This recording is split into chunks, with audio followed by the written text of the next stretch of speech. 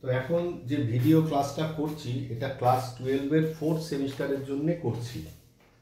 বড় অদ্ভুত এক পরিস্থিতিতে এই ভিডিও ক্লাসটা করতে যাচ্ছি। এটাই পার্টনারশিপের এবছরে যে সিলেবাস দিয়েছে সেই সিলেবাসের শেষ চ্যাপ্টার। এটা চ্যাপ্টারটার নাম হচ্ছে dissolution of a partnership farm. কি বললাম যে ডিসলিউশন অফ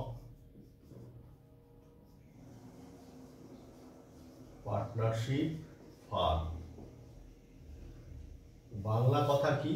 বাংলা কথা হচ্ছে অংশীদারি কারবারের বিলোপ সাধন। কথা প্রসঙ্গে জানাই, এই যে টপিকটা যেটা পড়াবার চেষ্টা করছি, এই টপিকটা কিন্তু এর আগে কখনো ক্লাস 11-12-এ মানে বিশেষত 12-এ পার্টনারশিপে কখনো ছিল না। এটা আইসিএসসি বোর্ড বা সিবিএসসি বোর্ডে এই সমস্ত জায়গায় dissolution of a partnership firm ছিল। এই বছরই প্রথমবার আমাদের ওয়েস্ট বেঙ্গল বোর্ড এই ডিসলিউশন অফ এ পার্টনারশিপ ফার্মকে ইনক্লুড করেছে। তো এমনই এক পরিস্থিতি যেখানে দাঁড়িয়ে এই ডিসলিউশন অফ পার্টনারশিপ ফার্ম আজকে হচ্ছে নভেম্বরের 24 তারিখ। তো সেখানে দাঁড়িয়ে এইটা যদি ভালো করে বোঝাবার চেষ্টা করি, সরস্বতী পুজো পার হয়ে যাওয়া উচিত, মানে পরীক্ষা এসে যাবে। এখনো আমাদের দুটো চ্যাপ্টারের দিকে আলোকপাত করতে হবে, যেটা হচ্ছে ক্যাশ ফ্লো আর ইস্যু অফ শেয়ার ক্যাপিটাল, মানে ইস্যু অফ শেয়ার। সেখানেও যথেষ্ট সুন্দর সুন্দর অঙ্ক মানে করা উচিত। যাই হোক, কিছু করবার নেই, একটা বোঝাবার প্রচেষ্টা মাত্র। তো ঘটনাটা হচ্ছে কি যে অংশীদারি কারবারের মূল বক্তব্যটা কি? অংশীদারি কারবারের মূল বক্তব্যটা হচ্ছে যে অংশীদারিত্বের মধ্যে মানে কয়েকজন ব্যক্তির মধ্যে একটা সমন্বয় সাধন হয়, একটা ব্যবসা তৈরি হয়। তার মানে তাদের মধ্যে একটা রিলেশনশিপ তৈরি হয়। তৈরি হওয়ার পর প্রত্যেকে একটা নিজস্ব এগ্রিমেন্ট তৈরি করে। নিজস্ব এগ্রিমেন্ট তৈরি করবার পর একটা ব্যবসা গড়ে ওঠে। এর আগে আমরা অংশীদারি কারবারের যে মানে রিকনস্ট্রাকশন, অর্থাৎ অংশীদারি কারবারের যে পরিবর্তনগুলো হয়, সেই পরিবর্তনগুলো ভেতরে ভেতরে হয়। মানে আমরা প্রথমে অ্যাডমিশন অফ নিউ পার্টনার করেছিলাম, অর্থাৎ দুজনে মিলে ব্যবসা করছে, তারপরে আরেকজন পার্টনার আসছে, তারপরে প্রফিট শেয়ারিং রেশিও বা আদার্স যে সমস্ত ভাগাভাগিগুলো রয়েছে সেগুলোতে একটা পরিবর্তন হচ্ছিল।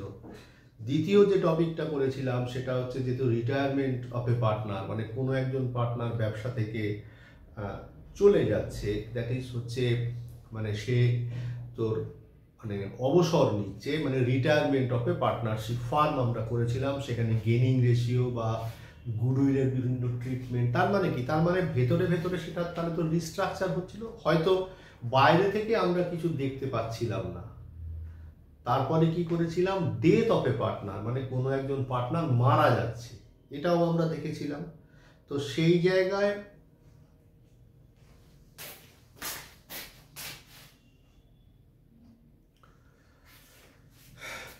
জায়গায় দাঁড়িয়ে আমরা এখন যেটা করতে চলেছি সেটা হচ্ছে কি যে ডিসলিউশন, মানে পার্টনারদের মধ্যে অবসায়ন হচ্ছে, মানে পার্টনারশিপ ব্যবসা বন্ধ হয়ে যাচ্ছে।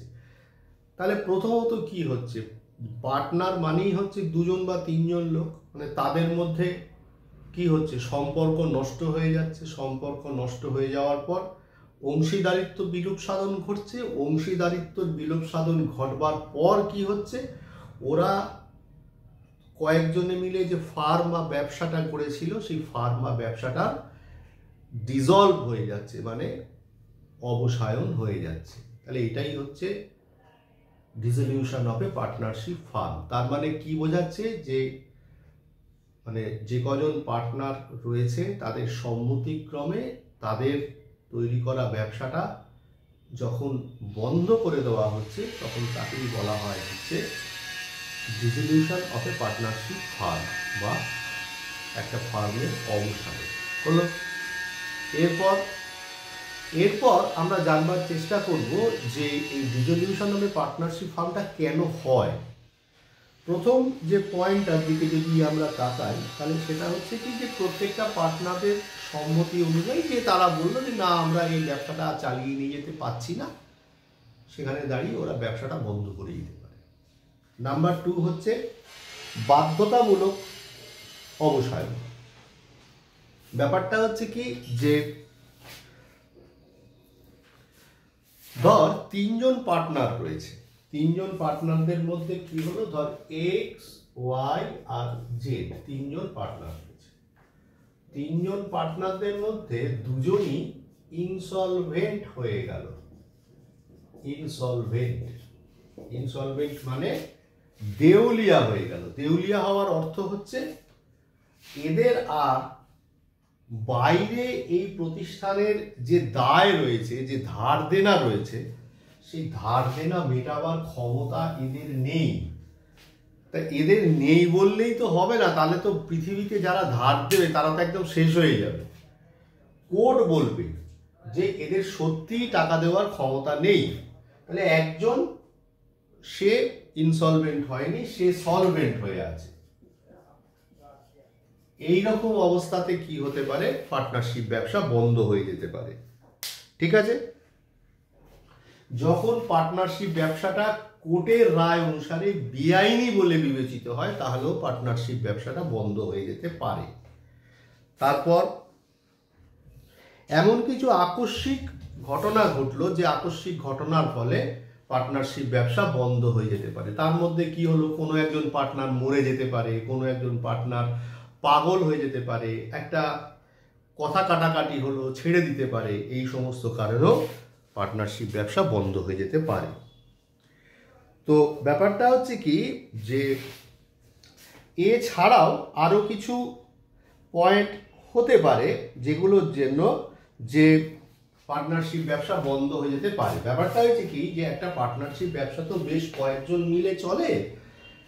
তা এরকমভাবে দেখা যাচ্ছে যে পর পর বেশ কয়েকটা বছরে সেই ব্যবসাটা লস করছে। তা লস করার ফলে কি হচ্ছে, যারা এই ব্যবসার সাথে যুক্ত তারা তো ক্রমশ অর্থনৈতিক চাপের মধ্যে পড়ে যাচ্ছে, এবং তার ফলে কি হয়, তারা তাহলে সেই চাপকে কি করে পুনরুদ্ধার করতে পারে, সেই জন্য অসামাজিক কাজের সাথে তারা লিপ্ত হয়ে যেতে পারে।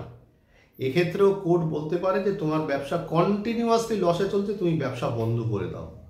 তাহলে এই সমস্ত কারণগুলোতে কি করতে হবে, এই সমস্ত কারণগুলোকে নিয়েই আমরা দেখতে পাচ্ছি যে পার্টনারশিপ ব্যবসা বন্ধ হয়ে যাচ্ছে বা বিলোপ সাধন ঘটছে।